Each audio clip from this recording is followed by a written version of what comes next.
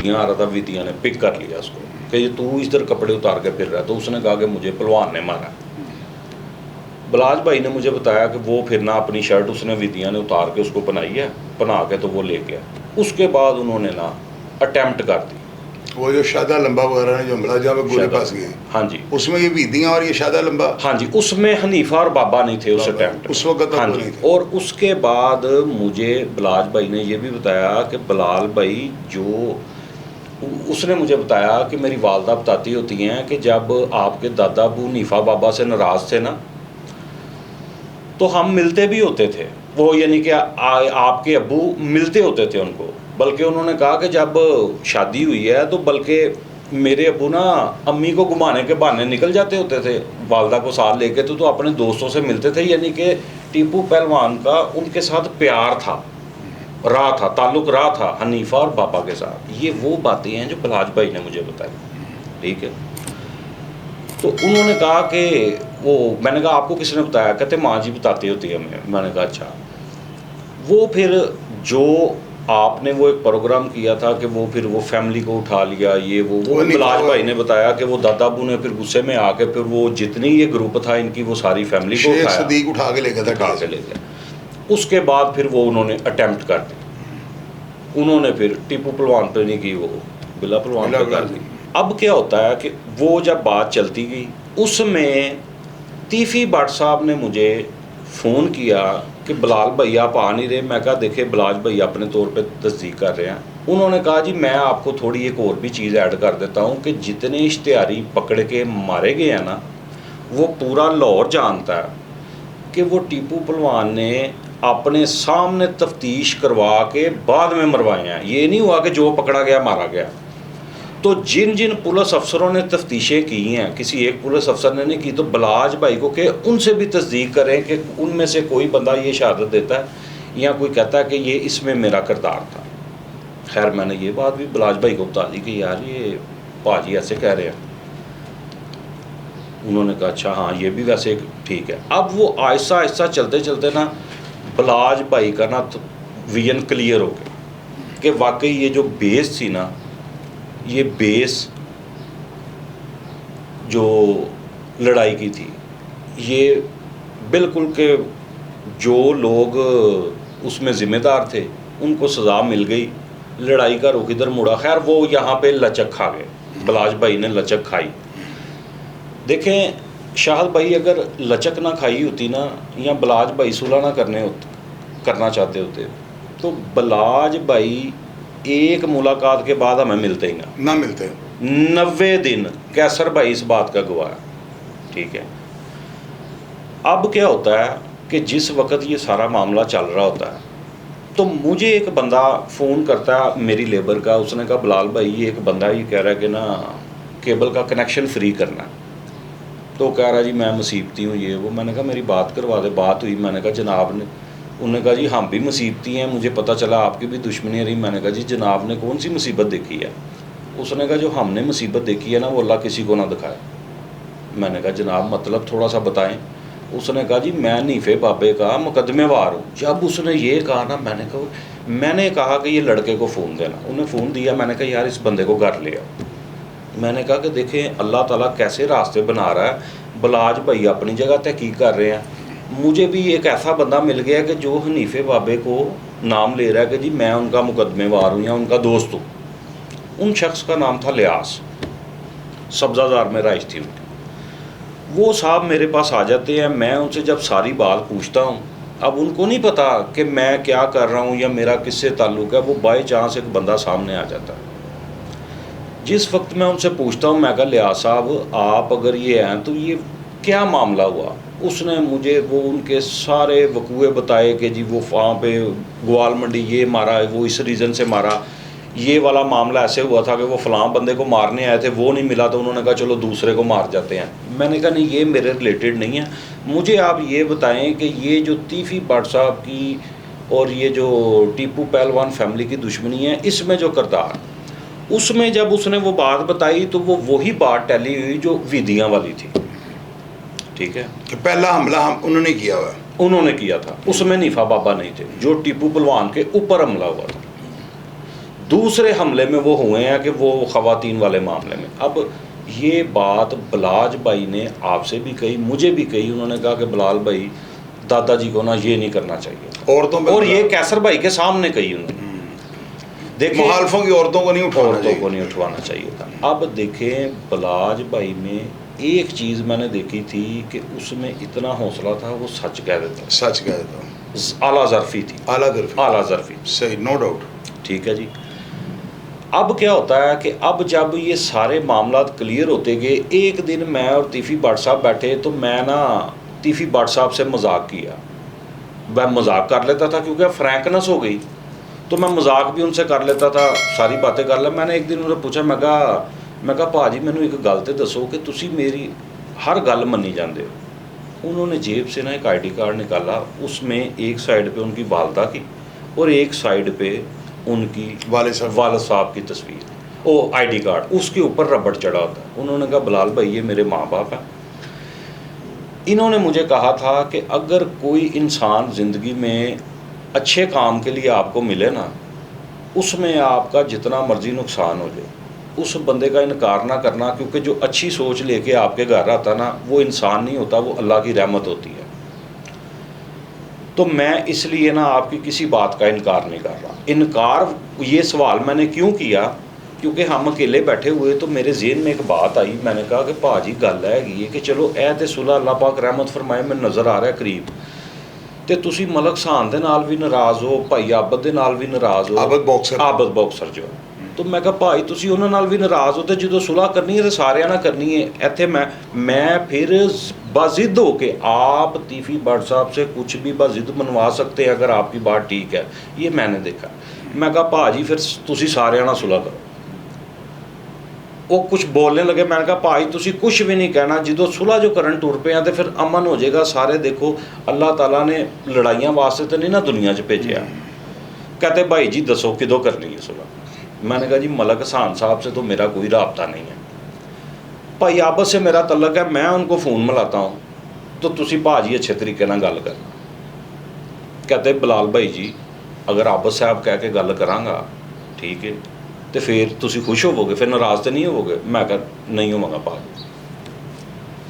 अब ये उनकी एक पॉजिटिव थिंकिंग थी, उन्होंने इनकार नहीं किया। मैं कहा जिससे होती है सुलह करी जाए, क्योंकि इंशाल्लाह ये भी हमारी सुलह करीब है। और मैं 1000% जो कन्फर्म था कि ये सुलह हो जाएगी, क्योंकि देखें डेली बेसिस पे 8-8 4-4 घंटे मलक रिजवान जो वाइट बालों वाले एक हैं जिन्होंने इंटरव्यू दिया है, वो बलाज भाई के दोस्त हैं। ठीक है, आप उनसे पूछ सकते हैं कि बलाज भाई मुझे अलहदा लेके बैठे होते थे कि नहीं बैठे होते थे, क्योंकि ये मलक साहब को मैंने 2 दफ़ा देखा। ये किसी काम से आते थे, क्योंकि ये उनके कारोबारी पार्टनर थे, क्योंकि कैसर भाई तो उनके घर के फ़र्द थे ना, कैसर भाई से तो होती थी।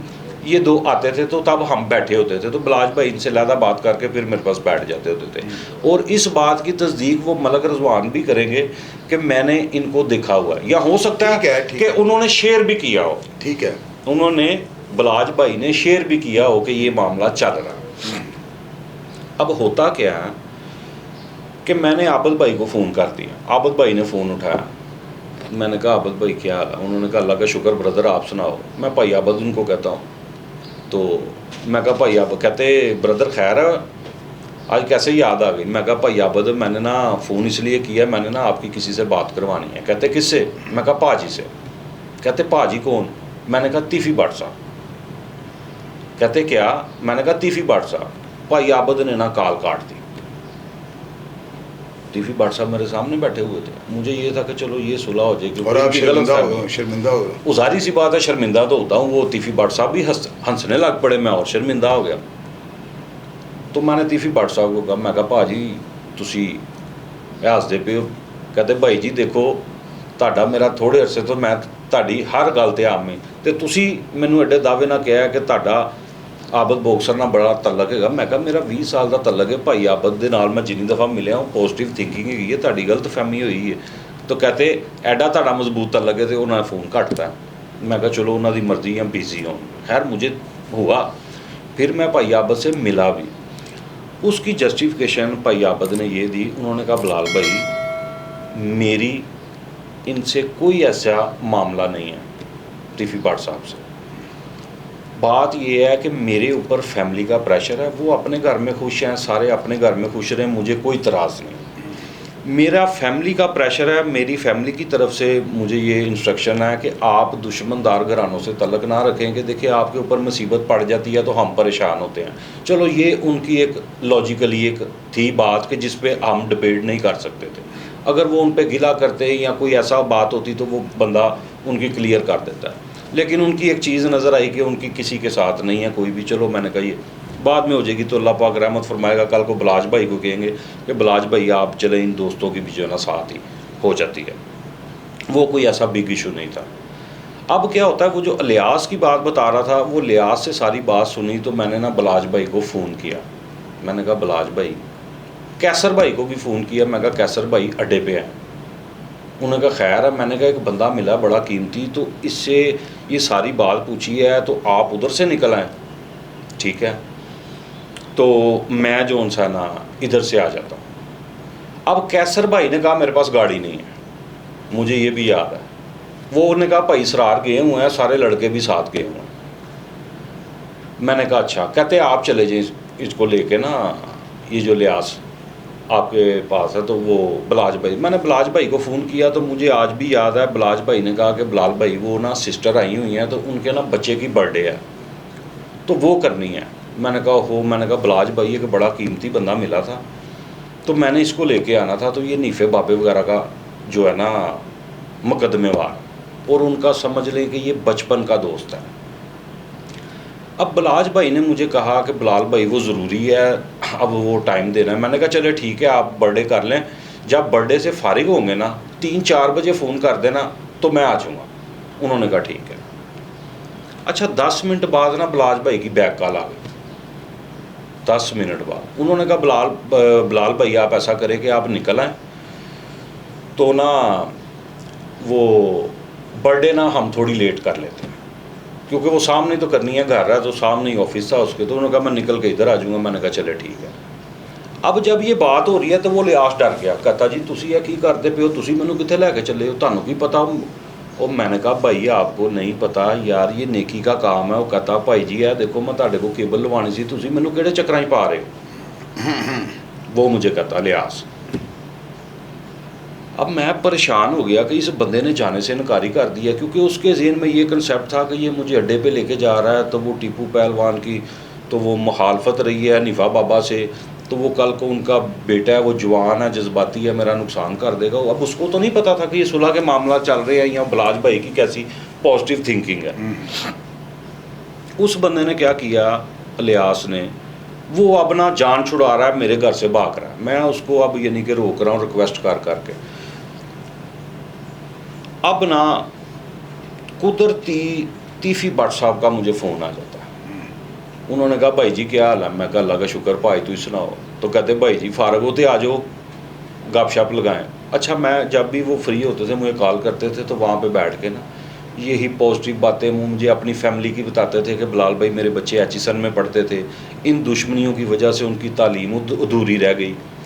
उनके बेटों से भी मैं मिला हूँ, बड़े बेटे हैं अमेरिका होते हैं, वेरी डिसेंट वो भी, यानी कि बलाज भाई की फैमिली जिस तरह डिसेंट है इस तरह उनकी फैमिली को अब वो भी डिसेंट है, ठीक है। यानी कि उन्होंने भी अपने बच्चों को तालीम दूसरी दी, यानी तालीम दी है, इन चीज़ों से उन्होंने भी दूर रखा।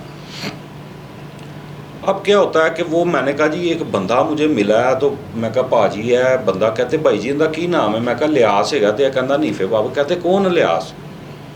मैंने कहा पता नहीं इनका नाम, उन्होंने उसका निक नेम लिया कोई ना, वो मुझे याद नहीं है। उन्होंने कहा ऐ तो नहीं है। मैं कहा पता नहीं। कहते भाई जी स्पीकर ऑन करके मेरी गल, मैं बात कराई तो हेलो हाय हुई। वो मुझे लियास पूछता है कौन है। मैं कहा टीफी भट्ट साहब है। उसने सलाम किया, उसने कहा भाजी वही जो निक नेम लिया था वो वही बंदा था। उन्होंने कहा ये लियास तो जिंदा है, यानी कि ये काफ़ी अरसे से ना वो छुप के कहीं रह रहा था, वो नहीं किसी के। तो वो टीफी भट्ट साहब ने कहा कि मैं तो समझा तुम मर गया है। उन्होंने कहा नहीं नहीं भट्ट साहब मैं जिंदा है वहाँ, लेकिन मुसीबतों के विच बस इधर उधर तुहानू पता ही है। उसने कहा कि भट्ट साहब ए जिस भाई दे कोल आया मैं मैनू अड्डे ते लैके जा रहा जे, तो मेरी ना जान छुड़ा दिया इस बंदे को, यानी कि मेरे से। वो तीफी भट्ट साहब ने कहा कि यार अगर वो लेके जा रहा है, उन्होंने कहा मेरी बात करा, उन्होंने कहा भाई जी ਇਹਨੂੰ ਕਿਉਂ ਅੱਡੇ ਤੇ ਲੈ ਕੇ ਚੱਲੇ ਉਹ ਮੈਂ ਕਿਹਾ ਭਾਜੀ ਮੈਂ ਸਾਰੀ ਗੱਲ ਸੁਣੀ ਹੈ ਤੇ ਅਸੀਂ ਤਸਦੀਕ ਕਰਨੇ ਪਏ ਆ ਬਲਾਜ ਭਾਈ ਵੀ ਤੇ ਮੈਂ ਇਹਨਾਂ ਨੂੰ ਲੈ ਕੇ ਚੱਲਾ ਵਾਂ ਬਲਾਜ ਭਾਈ ਦੇ ਕੋਲ ਨਾ कि ए बलाज भाई ਇਹਨਾਂ ਦੀ ਗੱਲ सुनना। ये मैंने रोज़ा रखा हुआ है, खुदा की कसम तीफी भट्ट साहब ने उसको पता क्या कहा, उन्होंने कहा लियास तेनू कवर दे विच कीड़े पैन जे तू मेरे वास्ते झूठ बोले ए भाई की गारंटी हैगी वा जिमें तेनू लैके जाएंगे ए तेनू उवें ही लैणगे। उन्होंने कहा तेनू कीड़े पैन तेनू कलमा नसीब ना हो जे तू उत्थे झूठ बोले कोई मेरी फेवर जिहड़ी गल तेरे इलम च हैगी है तू उत्थे दस दे जाके। उन्हें कहा भट्ट साहब वेख लवो मैं तो अगे हिला, उन्हें कहा तेनू मैं कह रहा तू जा, ए अच्छे लोग है ने और वो बलाज भाई भी अच्छे आदमी ने। वो उसने आगे से कहा कि तो उधर टीपू पहलवान तो अक्सर चित्र चुत्र, उन्होंने कहा यार बलाज भाई से टीपू पहलवान च फ़र्क है, ये कौन कह रहा है, तीफी भट्ट साहब कह रहे हैं। वहाँ पे वो मुतमिन हो जाता है मेरे साथ जाने के लिए। अब जब मैं निकलता हूँ ना तो बलाज भाई की मुझे कॉल आती है कि बिलाल भाई किधर रह गए हैं, फिर ये ना हो कि आप भी लेट हो जाए तो घर से भी मुझे ना डांट पड़े। यानी कि फैमिली में होता है ना बहन भाइयों में जिस तरह प्यार होता है कि वो कि मैं भाई अगर आई हूँ तो बच्चे की बर्थडे है तो आप यहाँ पे भी नहीं टाइम दे रहे। अब वो जाहिर सी बात है कि वो सिस्टर थी उनको, हमारी भी वो बहन थी, अब उनको वो तो नहीं बता सकते थे कि मैं किस मामले में यानी कि इधर बिजी होने लगा हूँ अड्डे पे। मैंने कहा बलाज भाई मैं निकल आया हूँ, तो कहते कैसर भाई नूं भी, मैं कहा कैसर भाई नूं मैं कहा सी ते उन्हां कोल गड्डी नहीं हैगी, वो कह रहे ने भाई सरार लैके ने। उन्हें कहा तुसीं फ़ोन बंद करो मैं गड्डी भेज रहा। आप कैसर भाई से जब मिलेंगे उनसे पूछना, बलाज भाई ने अपनी बुलेट प्रूफ भेजी। मुझे आज भी याद है कि निकर पहनी हुई कैसर भाई ने और टी शर्ट पहनी हुई तो लखोडैर से वो बलाज भाई की गाड़ी लेके आई। कैसर भाई 1, मैं 2, नईम शाह साहब 3, इलियास 4 और बलाज भाई 5, हम 5 बंदे बैठ जाते हैं।